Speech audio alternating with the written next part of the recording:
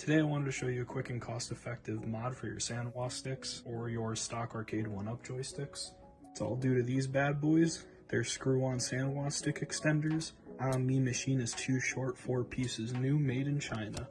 And with a sense of humor like that, you know it's going to be good quality. Installation is quick, takes 2 seconds to screw on. You don't need me to teach you how to screw something, or at least I would hope not. And they're cheap, they're only a few dollars.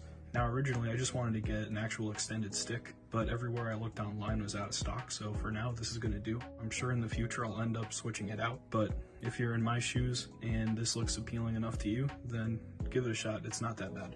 I will say on the stock stick for this cabinet, after a few fights I would have to kind of like tighten the screw because it would come a little loose, but with the legit Sanwa it's been doing great. I followed the Kongs R Us tutorial, so I'll leave a link to that tutorial for installing an actual Sanwa, the stick that I use, and the extenders in the description. We're going to inexpensively extend the shaft.